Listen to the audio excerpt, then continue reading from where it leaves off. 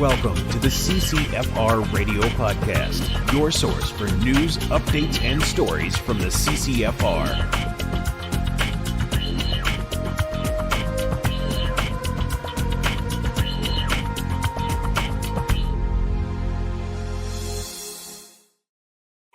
Hey everybody, welcome to episode 95 of the CCFR Radio Podcast. I'm your host, Rod Giltaka. Thanks for joining me again. Today on the podcast, we're going to have the regular formula. I'll give you a quick update. And I just recorded my conversation with Tracy, and it was really short. I think it was 6.5 minutes. And when we got off the Skype, I was like, this is awesome. This was the shortest update we ever did. But I've got a couple of things to chat with you, update you on. That's going to take a little bit longer than that. But before we break into that, let's talk about our sponsors. Vortex, the force of optics. So thanks to our friends over at Vortex Canada for continuing to support the podcast. We truly appreciate it. You can check out all the best Vortex gear at vortexcanada.net. That's vortexcanada.net. And also our friends over at the Saskatchewan Rivers chapter of Safari Club International. We truly appreciate their support. You can check out all of their great work at saskriverssci.com. That's saskriverssci.com. All right. Now, I've got a couple of things I want to talk about. I'm going to try not to drone on for too long. This is like the fourth take because, I think when you get into some of these topics, you end up a long way from where you started. So I'm trying not to do that, right? Anyway, the first thing I want to talk about real quick is the long gun registry is back. And what I mean about that is 90% of the long gun registry. And what that means is 100% of the long gun registry at the retail level for the purchase of non-restricted firearms, and 66.6% of the long gun registry for private transfer. So real quick, basically Bill C-71 brought these two provisions back. They needed regulations to start to get implemented. Those regulations are done, they're filed. And now the firearms program is in the process of implementing these measures in Bill C-71. The whole time this was making its way through Parliament, the Liberals, were like, oh, there's no long gun registry. We're never bringing back that long gun registry. Don't forget, we're not bringing back any long gun registries. And this is exactly what they did. So from a retail perspective, if you go to buy a non-restricted firearm from, a gun store or what have you, every single shred of the information that the long gun registry had is going to be recorded at the time of purchase. It'll be there at the store. So 100% of the long gun registry back. They call it the ledger system or the green book system. So, and then when it comes to private transfers, that's a big new piece as well, which is 66% of the long gun registry. Basically, you cannot transfer a non-restricted firearm to someone else that has a valid PAL, whether you check or not. You have to have the government as an intermediary, so they know who the parties are in the transfer and all of their information. And then they will also issue you a reference number that you can keep to prove that you made that transfer. And they'll keep that information that you transferred a non-restricted firearm forever, basically, in a registry run by no less someone described in the legislation as the registrar. Okay, so is the long gun registry back?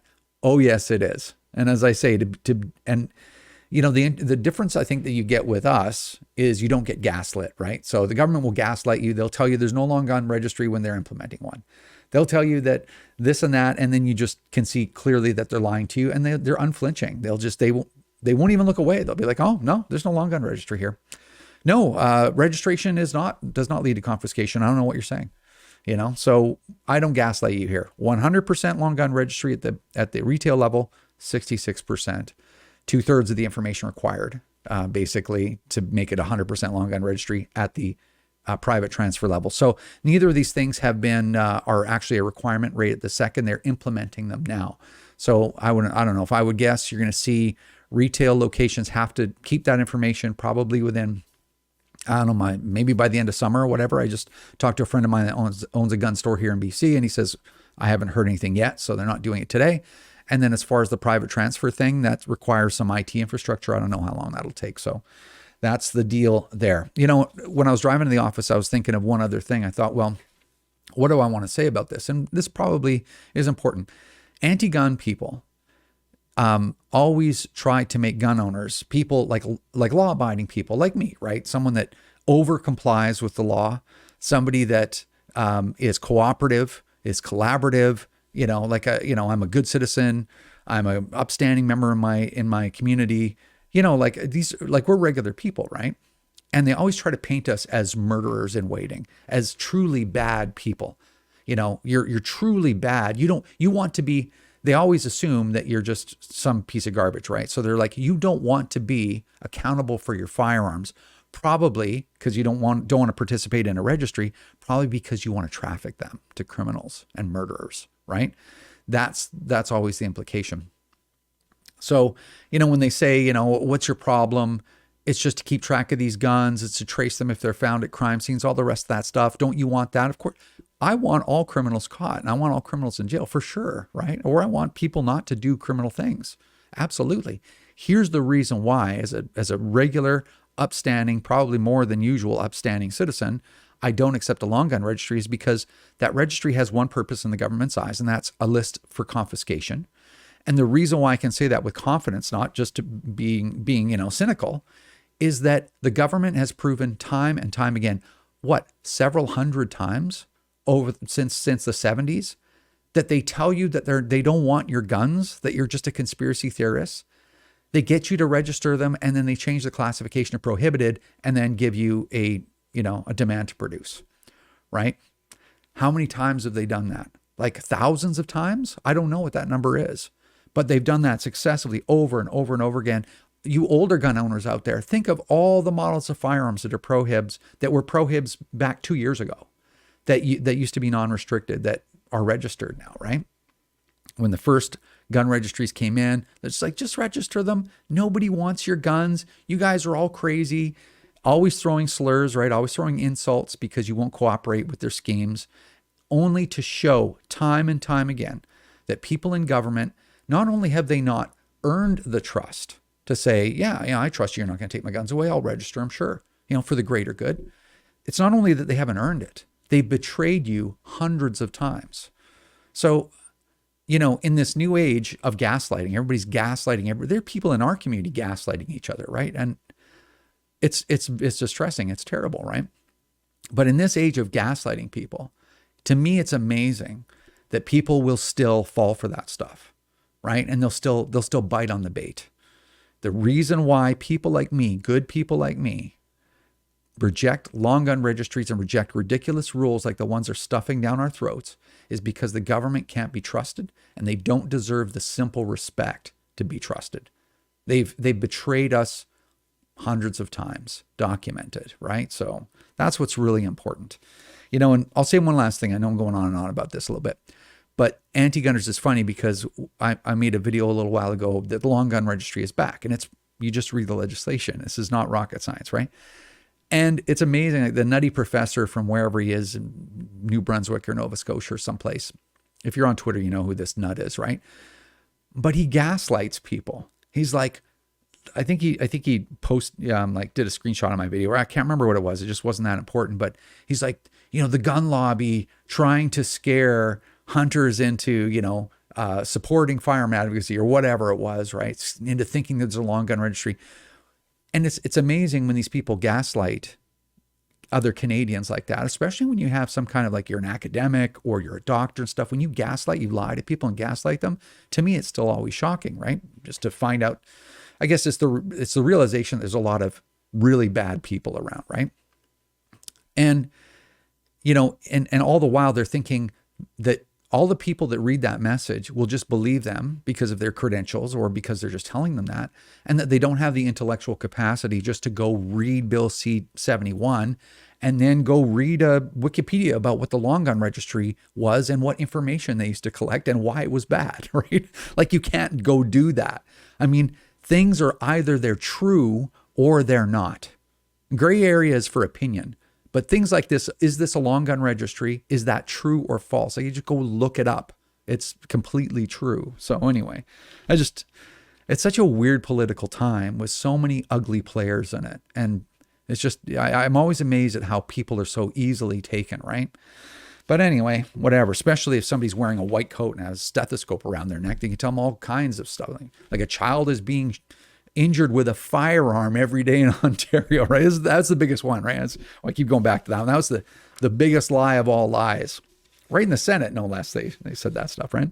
Anyway, so yeah, that's the deal with the long gun registry. Next thing I wanted to just mention, the Parliamentary Budget Office came out and told the public that the prohibited the May 1st gun ban buyback is going to cost somewhere around $750 million. And of course, Bill Blair said, oh, it's going to be 250 to 400 million tops, right? And of course, Bill Blair is he's not an unflinching liar. He flinches really bad when he lies. So he's always flinching, as you see him, right? And that guy tells a lot of lies, a lot of them, right? So anyway, he's runs all over TV, flinching like crazy, face darting all over different directions, and tells everybody, oh, don't worry, it's only 250 million, as if that's not a lot of money, right? But I guess we're all desensitized right now. 250 to 400 million. Parliamentary Budget Office comes out, says, it's about 750, and they're probably wrong too. And because that doesn't include the actual rollout of it. I think that's more like how many firearms are out there. But nonetheless, read the story for yourself. I don't have all those details. But anyway, Bill Blair, instead of taking accountability for his deceptions and transgressions and his incompetence, and flat out lying to Canadians as usual, instead of taking accountability, he implies that the gun lobby is somehow controlling the Parliamentary Budget Office, right? So if you see that story floating around, read it. It's pretty funny. It's like, oh, this is the gun lobby giving these false numbers to the PBO. It's like, what? The numbers probably come, and I'm not sure because I wasn't involved in that process, but the numbers probably come from Global Affairs Canada, from import records, right? But apparently the gun lobby is so powerful in Canada, we're writing the import records ourselves and sending them to Global Affairs, just to skew the numbers. Anyway, it's just, you couldn't make up what's going on in Canada right now. It's just insane. So anyway, that's pretty wild. I'll end off my part. It's going to be this whole podcast is going to be really quick today. But I'll end off my part to saying this. I was going through Twitter, when I have my coffee, that's the only, that's usually when I'm on Twitter or Facebook. I'm on neither of them that often, but whatever, Twitter more because it's shorter. I have, short attention span. But I'm going through there and I look at my Twitter feed and everything is so very negative. It's really, really negative. And then I listen to my podcast and it's like, well, I can't really make them more positive than they are because what we're dealing with is inherently negative, right? If we had, let's say, a conservative minority or conservative majority government and we were being left alone, then I think we would be focused on how do we advance our cause as gun owners rather than defend like we have been ever since Trudeau got elected in 2015. And it wouldn't be so negative. It would be more exciting. We might even be doing more things to develop our community, like Project Maple Seed and stuff like that. But maybe that would be more of the focus of the CCFR. But the whole thing is quite negative. And all I can say is, because I think it was like, well, why am I a purveyor of negativity as well? Well, one, there's no good news for gun owners, obviously. And the other is really, there's an election coming up. And we're starting to work on our election project. I'm not going to unveil that till an election is called, and then I'll let you know what that is. But the reason why I'm bringing this up is that is our only hope. Okay, our only hope is to get Justin Trudeau out of office. And of course, the Liberals have a huge lead in the polls. I don't know how reliable those polls are. I would almost suspect that they're not reliable because I don't know how any thinking human being can think that Justin Trudeau and the Liberals are good people or doing a good job. But it may just be that the Conservatives aren't selling anything anyone wants to buy. So those are kind of the factors there. I certainly would support them and wish that they were. But anyway, what I wanted to say is I'm going to be asking for your help when an election is called. And you may be a member of the CCFR. You may not be a member of the CCFR. Either way, if you're a gun owner and you have a vested interest in all of this, I'm going to need a day or two of your time. And so when I ask for it, don't go, yeah, I'm totally willing to help. And then you forget about it and then you don't help. Okay. The project is going to require a lot of people to put in 1 or 2 days work. So when the election's called, I'll tell you all about that project. But I want you to think about that from now till then, whether or not you're willing to put in at least 1 day's work, 6 hours probably, in trying to change the course of your own life as it applies to your ability to own and use firearms, okay? So if the answer is yes, then you may even have to cancel some plans to help us on that day or on those 2 days or maybe 3, but you only may, have time to do it once. But really think about that so that when the time comes and we ask something of you to spend a day helping us, that you're really trying to make that happen, because we're going to need a lot of people for this plan. Anyway, I'm hoping it can make a difference. I'll tell you more about that later. That's going to do it for my portion, and let's bring on Wilson. All right, on the Skype, we've got Wilson. Wilson. Giltaka, how's it going? It's going all right. How are you? Well, I'm good. I'm here in my temporary situation because I have moved, as you know, and I do not have my proper podcast wall set up, but we do have a corner in the basement, so we're getting there. We do, and you have a CCFR sign as well, which is good. Yeah, the truck pulled up. We didn't even unload the truck, and the very first thing we did was hang up a CCFR sign, because what's the point of even living here if I can't have that first, right? What's the point of anything if you can't have a CCFR sign? That's right. What's the point? What is the purpose of life without a CCFR sign? Awesome. All right. Enough of this tomfoolery. Let's get at it. All right. All right. So the first thing is True North. Their series Assaulted is finally coming out, and they dropped episode 1. Yeah. So you can find this series premiere. I've shared it on all our social media, but you can also go to assaulted.ca. And this is Andrew Lawton's look at Justin Trudeau's war on legal Canadian gun owners. So the first episode's out. It's short. It's great. It's really interesting to watch. And he sort of just a headfirst dive into what is involved in being a gun owner in Canada. Yeah. And it's not an exaggeration to say that it's Justin Trudeau's war on gun owners, because they really haven't done anything other than like a few little things against people that would, use firearms unlawfully. It's all to do with licensed gun owners. So when you say something like that, like, it's not really even an exaggeration. It's truly a war against the people that would get a firearms license in Canada and comply with the law. 100%.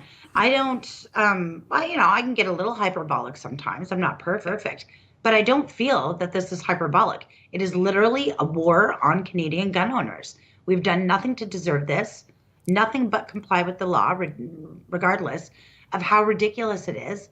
And this is what we get. And meanwhile, crime goes on unabated in our biggest cities and even our littlest towns. So I don't know, upside down world. Yeah, it is.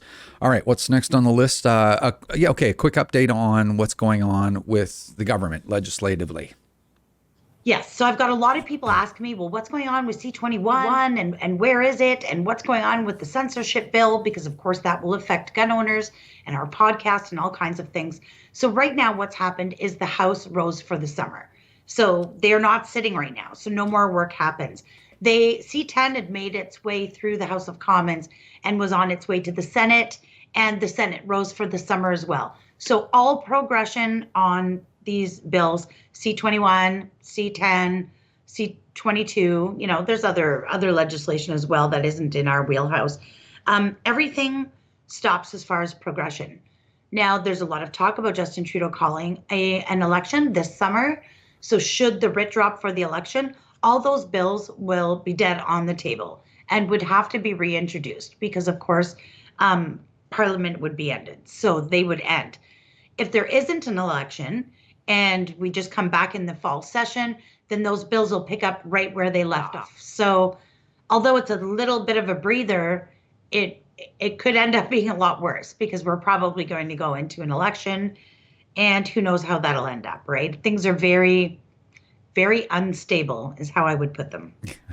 In so many different ways on so many levels. But speaking of which, things that signal an election, there's a new governor general appointed. So it seems like he's in a rush all of a sudden for some reason. Yeah. So I was watching the presser this morning and Justin Trudeau did appoint a new governor general. We've kind of sat quietly without one since the last one resigned in disgrace. He appointed Mary Simon. She's an Indigenous leader, a human rights advocate, and a former diplomat. I know a lot of people are wondering if this was a super partisan decision because she is part of the Trudeau Foundation. She was also one of the top picks for Stephen Harper back in 2010. So we'll see what happens. But that is a true sign that there is an election impending, is the appointment of a governor general, because of course he would go to her and ask her to dissolve parliament so that he can go to an election. So yeah, these are the steps you need to put in place. You know, the House of Commons and the Senate have both risen for the summer. Now we've got a governor general in place. There was an article in iPolitics, excuse me, yesterday about how they are getting all their ducks in a row as far as the 338 candidates, and that they're almost there. So they are working hard behind the scenes and right in front of them, in fact, to get things set up to go ahead and call an election, because they know with the success of the vaccine rollout and how things are going right now and the reopening plans, people are feeling grateful for having a little bit of the freedom back that was stolen from them. They used to have, yeah. Right? Yeah. It's nothing that we didn't have before, but a little taste of it, of course, makes people really grateful. The sun is shining, sunny ways, and here we go, off to an election. So yeah, Mr. Sunny Ways for sure. Yeah. And you know, I'm looking at the time, and this is awesome. This is probably the quickest we've gone through our things. We have one more thing to talk about. This is great. We've got Light Up 2021. So we have unveiled a new sign, which is the one that's right behind you. That's exactly right. This is the CCFR sign. It's kind of my favorite. It is a little smaller than some of those great big ones, but for someone with, you know, maybe limited space, or there's nothing that says you can't win them all. You know, you just got to enter. But yeah, I love these CCFR signs. They're great. Of course, it's got the remote with it, with the different brightness levels. It's got all the bells and whistles. So we will be giving this one away to somebody on July 31st. We will be pulling a name. I think you're going to add the link to the caption of this post so that people can enter to Light Up 2021. Of course, you know, the last couple we gave away, we had These Guns Are Not For Sale and Firearm Rights Are Human Rights. Those were not one-time only signs. So we'll see those pop up again. Yep, there's more where they came from for sure. Yeah. And I will put a link in the description box below so that you can go there. And again, the short strokes of it is, if you donate $10 or more, or denominations of $10 to the CCFR, then each $10 will get you a free entry into this contest. And and hopefully you win a neon sign. They're awesome, and they're big, and they're a great addition to your gun room or your man cave or whatever cave you've got. Absolutely. And of course, that $10 goes right into the fight to save your guns. So, you know, if you're thinking, hey, I'd like to throw a little bit of cheddar over to the CCFR, you know, $10 goes a long way. We really stretch your dollars here. And what's better than helping out the CCFR and getting a chance to win a cool sign? For sure. Well, awesome. I appreciate the update, and we'll let you go for now. All right, we'll talk soon. All right, that's going to do it for episode 95 of the CCFR Radio Podcast. Appreciate our sponsors, Vortex, the Force of Optics, for continuing to help us, and also the Sask Rivers chapter of Safari Club International. Really appreciate all the support from that great organization. Thanks to Wilson for coming on and giving us a good update. It was brief, so we made good use of your time today. And that's about it. So don't forget to enter the Light Up 2021 contest. Entries are free. Just donate $10. You get a free entry into the contest. Link in the description box below. Thanks so much, everyone, for all your support. And if you want to become a member or donate to the CCFR, you can do that at firearmrights.ca. Thanks. We'll see you guys soon.